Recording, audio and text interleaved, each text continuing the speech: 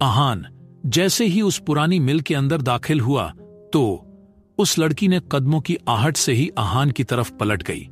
उस लड़की को देख आहान दंग रह गया।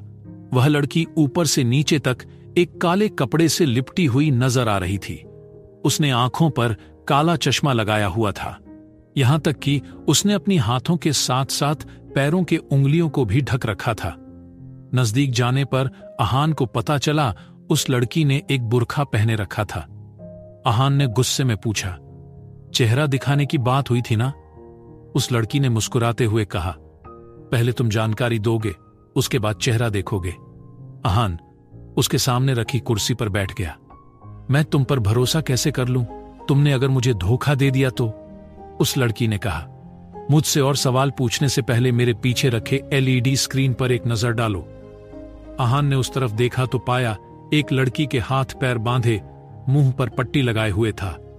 आहान गौर से उस स्क्रीन को देखता देख उस लड़की अपने हाथ में पकड़े रिमोट से पिक्चर को थोड़ा झूम इन कर दिया। अब आहान को उस बंधी लड़की का चेहरा नजर आया। वह कोई और नहीं मेघा थी। जैसे ही आहान को पता चला वह मेघा है, वह रिलैक्स हो गया। उसने अपने सामने बैठी लड़की को देख बोला, मुझे लगा तुमने मायरा जी को उठा लिया है, इसीलिए मैं घबरा गया। लेकिन मेघा को देख रिलैक्स हो गया। वैसे ये वाली सुतली बम तो मुझ पर नहीं चला, अब कौन सा टाइम बॉम्ब है तुम्हारे पास? उस लड़की ने दूसरा कैमरा ऑन किया तो उसमें आहान का घर दिख रहा था। आहान गौर से देख रहा था।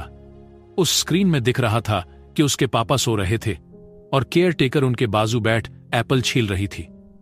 आहान को पहले डर लगा, लेकिन खुद को संभालते हुए पूछा, तुमने मेरे घर के अंदर घुसकर ये कब किया और इससे तुम क्या साबित करना चाहती हो? उस लड़की ने कहा, अभी बताती हूं। आहान ने स्क्रीन पर गौर किया तो देखा केयर टेकर एप्पल छीलना छोड़कर अपने हाथ में पकड़ी चाकू को उसके पापा के गर्दन पर रख दिया। ये देख आहान गुस्सा होकर उस लड़की से पूछा, रिया तो? आहान इसके आगे कुछ कह पाता, तभी उस लड़की ने आहान की बात काटते हुए कहा, पहले उस टीना के लिए रिया काम करती थी, पर अब मेरे लिए काम करती है। यहां तो पैसा बोलता है। जब ये सब वह लड़की बोल ही रही थी, तभी कुछ आयरन रॉड्स के पीछे से मेघा आई और उस लड़की को ताली देते हुए आहान से बोली, और इस काम में मैंने इसका साथ दिया, वरना वह केयर टेकर पहले तो नहीं मान रही थी। जब मैंने उसकी बेटी को किडनैप किया तो उसकी अक्ल ठिकाने आ गई और वह झट से मान गई। आहान गुस्से से मेघा की तरफ चला गया और उसकी गर्दन पकड़ते हुए बोला, क्यों? आखिर क्यों? मेरे पापा ने तेरा क्या बिगाड़ा? आज आहान खुद को बड़ा ही लाचार और बेबस मान रहा था। मेघा ने हंसते हुए आहान के हाथ को झटक दिया और थोड़ा खांसते हुए कहा, अंकल ने मेरा कुछ नहीं बिगाड़ा, ये सब इसीलिए किया क्योंकि मुझे यकीन था कि तुम मेरे जान की परवाह नहीं करोगे। आहान ने उसे नफरत भरी निगाहों से देखा। मेघा बोली, अगर तेरी उस नई गर्लफ्रेंड ने मेरा जीना मुश्किल नहीं किया होता तो मैं ये सब नहीं करती। पहले तो उसने मुझे एक वेश्या के यहां भेज दिया, मुझसे वहां दिन रात यहीं काम करवाते।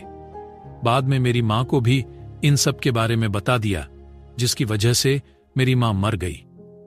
यह सब कहते हुए मेघा गुस्से में रो रही थी। उस लड़की की तरफ इशारा करते आगे बोली, अगर इसने मुझे वहां से छुड़ाया नहीं होता तो मैं जिंदा भी नहीं होती। निहारिका, अपने किसी आदमी को भेजकर मुझे उनके चंगुल से निकाला है। आहान अपना मुंह दूसरी तरफ करते हुए कहा, तुम उसी लायक हो। निहारिका ने चिल्लाते हुए आहान से कहा, तुम दोनों अपना रोमांस बाद में कंटिन्यू कर लो, पहले इंफॉर्मेशन। आहान फिर से अपनी जगह पर बैठते हुए कहा, उस औरत के केबिन में किसी चीज को टच करते ही एक दरवाजा खुलता है। वो चीज कौन सी है मुझे याद नहीं, क्योंकि मैंने उस दरवाजे को खुलते एक ही बार देखा था। मेघा ने कहा, नहीं, तुम झूठ बोल रहे हो। अभी भी आहान उस लड़की से प्यार करता है, वरना क्लास में टीचर के कुछ सिखाने पर सालों साल उसे याद रखने वाला इंसान आज उस छोटी चीज को भूल गया। मैं इस बात पर यकीन नहीं करती। निहारिका ने फिर पूछा, ठीक है, मैं देख लूंगी, आगे बताऊं। आहान ने कहा, हमारे स्टाफ क्वार्टर्स में ही लास्ट घर में भी वैसे ही बहुत सारे सुरंग रास्ते हैं जहां वह औरत बेगुनाह लोगों को मारती है। जब जॉब में ज्वाइन हुआ था मैंने कमल की हत्या होते हुए देखा था। आहान को सही मायने में उन सब खुफिया दरवाजों के बारे में नहीं पता था, क्योंकि उसने उन जगहों को एक ही बार देखा था। निहारिका अब वहां से जाने के लिए अपनी जगह से उठ गई। आहान उसे रोकते हुए पूछा, अपना चेहरा नहीं दिखाया तुमने? निहारिका बोली, दिखा दूंगी, लेकिन क्या तुम उसे पचा पाओगे? आहान ने हां में गर्दन हिला दिया तो निहारिका ने अपने गॉगल्स और बुर्का निकाल दिया। आहान निहारिका को देख दंग रह गया।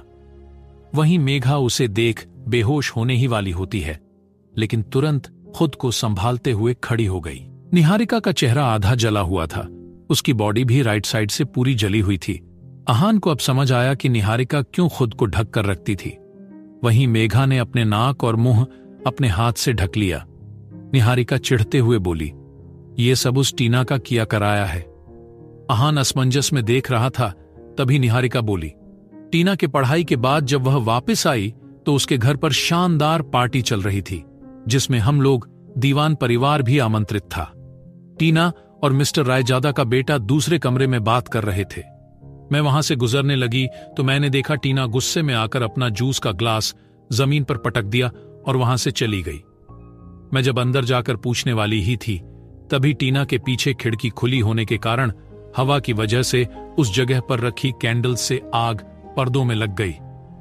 देखते ही देखते आग इतनी तेजी से फैल गई कि मुझे किसी को बुलाने का भी समय नहीं मिला। एक पल के लिए ऐसा लगा जैसे वहां फर्श पर आग जल्दी से लगने के लिए कुछ डाल दिया हो। कोई वहां आकर मुझे बचाता, तब तक मेरा आधा शरीर आग के लपटों में झुलस गया। ठीक होने में मुझे पूरे 2 साल लगे। मेरी शादी टूट गई, बाहर आना जाना बंद हो गया। मैं पूरा 1 साल टीना के फ्लॉज ढूंढने में लगा दिए। अब जाकर मुझे उससे बदला लेने का मौका मिला तो मैं अपने हाथ से जाने नहीं दूंगी। निहारिका की कहानी सुनने के बाद आहान ने अफसोस जताते हुए कहा, तुम्हारी कहानी सुनकर मुझे बहुत बुरा लगा, लेकिन इन सब में उस घमंडी औरत का हाथ कहां है? मेघा चापलूसी वाली अंदाज में आहान से बोली, अरे सब कुछ तो उसी ने किया है। अभी निहारिका ने बोला ना कि फर्श पर कुछ गिर गया था, तो सोचो वो वहां से जाने से पहले जूस फर्श पर पटका था, तभी तो आग तेजी से फैल गई। आहान ने मेघा को गुस्से में घूरा और दूसरे ही पल निहारिका से कहा, तुम और उस औरत को जो करना है कर लो, लेकिन इसके बाद मुझे मेरे पापा और भाई की धमकी देकर अपने पास मत बुलाना। चलता हूं, कह आहान बिना पीछे मुड़े या किसी की भी बात सुने वहां से तेज कदमों से चला गया। निहारिका अपनी आदमियों से कहकर मेघा को उसी बाजार में छोड़ दिया। आहान ऑफिस पहुंच गया। जैसे ही केबिन का दरवाजा खोला तो सामने अपने कुर्सी पर तृप्ति को देख हैरान हो गया और कांपते आवाज में गुड मॉर्निंग कहा। क्योंकि आहान ने सिर्फ 2 घंटों की छुट्टी मांगी, लेकिन अब दोपहर के 1:30 बज रहे थे। पीछे से केके आहान के पास आते हुए चिल्लाया, ये कोई टाइम है ऑफिस आने का? ऊपर से गुड मॉर्निंग बोल रहे हो? मन मुताबिक आने के लिए ये तुम्हारा घर या मच्छी बाजार नहीं। तृप्ति आहान को चिल्लाता देख केके को गुस्से में घूरे जा रही थी, लेकिन केके तृप्ति पर बिना ध्यान दिए अपने फ्लो में चला जा रहा था। तभी तृप्ति चिल्लाते हुए केके से बोली, तो ये तुम्हारा भी घर नहीं है और ना ये तेरा एम्प्लॉय। तृप्ति को अपना बचाव करता देख आहान उसे ही असमंजस में देख रहा था। तभी तृप्ति आहान की तरफ मुड़कर बोली, मेरी जान। ये कह वह आहान के गले में अपनी बाहें डाल दी। आज से बल्कि अभी से इस ऑफिस में सारे एम्प्लॉयज पर, वहां तक कि मुझ पर भी आप ही की मर्जी चलेगी। मैंने बोला था ना, ये आपकी ऑफिस है। आहान ने तुरंत तृप्ति की हाथों को झटक दिया और अपनी जगह पर बैठते हुए कहा, सॉरी मैडम, मैं अपने पर्सनल काम के चलते 2 दिन परमिशन लिया। आगे से ऐसा कुछ नहीं होगा, और हां, इन 2 दिनों के पैसे काट लेना। एक और बात, फिर से अपने हाथ मुंह पर मत डालिएगा, वरना ऑफिस वाले ना जाने कौन सी बातें बना दें हम दोनों के बारे में। तृप्ति गुस्सा होकर अपनी केबिन की तरफ चली गई। अपनी जगह पर बैठते हुए अपनी हेयर स्टाइलिस्ट से पूछी, मर्द को कैसे अपनी तरफ खींच सकते हैं? कुछ टिप्स दो। हेयर स्टाइलिस्ट ने बिना सोचे समझे कहा, खुद को सौंप दो। यह सुन तृप्ति शर्माते हुए बोली, उस चीज के लिए अभी टाइम है, उससे पहले क्या कर सकते हैं? हेयर स्टाइलिस्ट ने बताया, बुके विद ब्यूटीफुल कार्ड। आहान अपना मोबाइल निकालकर सुहेल को कॉल कर दिया। सुहेल आहान का कॉल आता देख हैरान हो गया। कॉल पिक करते पूछा, आज अचानक हमारी याद कैसे आ गई? आहान परेशान होकर पूछा, दोस्ती के नाते मेरा एक काम करेगा? किसी को कानों कान खबर नहीं होनी चाहिए। जब सुहेल ने हां कहा तो आहान ने कहा, निहारिका दीवान और तृप्ति ठाकुर, इन दोनों की इंफॉर्मेशन चाहिए मुझे। पैसे चाहे कितने भी मांग लो, लेकिन 2 दिन में पूरी कुंडली चाहिए। सुहेल ने हां कहा और कॉल काट दिया। तृप्ति ने ऑनलाइन में रोजेस का एक छोटा बोके ऑर्डर कर दिया। बोके आते ही उसने केके के हाथों आहान को भिजवा दिया। आहान ने बोके के अंदर रखा कार्ड देखा तो उसमें लिखा था, with love for my love. ये देख आहान चिढ़ गया। उसने अपनी टाई ढीली की और अपनी कुर्सी पर निढाल होकर बैठ गया। उसे ऐसा लग रहा था जैसे कि उसकी सांस अटक गया हो। ऐसे ही 2 महीने बीत गए। रोज तृप्ति आहान को नए नए तरीके से प्रपोज करती और आहान चिढ़ जाता। टीना भी अब मॉरिशस से वापस आ गई थी। टीना ऑफिस में बैठकर किसी से फोन पर बात कर ही रही थी, तभी विशाल और कियारा उसके केबिन के अंदर बिना डोर नॉक किए ही दाखिल हो गया। विशाल अंदर आते ही टीना पर चिल्लाया, मुझे डाइवोर्स चाहिए। टीना हल्के से मुस्कुराते हुए कहा, पेपर्स लाए हो? अगर है तो दे दो, अभी साइन करके दे दूंगी। विशाल को यह सुन झटका लगा। उसने टीना के दादू के शब्द अच्छे से सुने थे। टीना के दादू ने टीना से विशाल को डाइवोर्स देने के लिए मना किया था। फिर भी आज टीना अपने दादू को दिया हुआ वादा तोड़कर उसे डाइवोर्स देने के लिए तैयार हो गई। विशाल ने पूछा, अपने दादू को दिया हुआ वादा भी याद नहीं है तुझे? टीना ने नाटक करते हुए कहा, अपने पति को दुख में भी तो नहीं देख सकती ना? विशाल गुस्से में बोला, बेशर्म, ये क्यों नहीं कहती कि मेरे रहते तू किसी और के साथ रंगरलियां नहीं मना सकती, इसीलिए अपने दादू को दिया हुआ वचन भी भूल गई? नहीं, ऐसे मैं तुझे डाइवोर्स नहीं दूंगा। कल दुनिया के सामने तुझे डाइवोर्स दूंगा। कल के मीडिया के सामने आने के लिए तैयार रहो। टीना का चेहरा यह सुन पीला पड़ गया, लेकिन तुरंत उसे अपने पास के विशाल के वीडियोस याद आए और ताव में बोली, देख लेना, कल कौन दुनिया के सामने जलील होता है। विशाल वहां से चला गया और उसके पीछे पीछे कियारा भी टीना को घूरते हुए चली गई।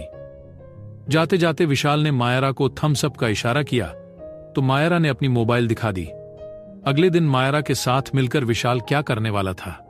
आहान कभी तृप्ति के प्यार को कभी समझ पाएगा? जानने के लिए सुनते रहिए।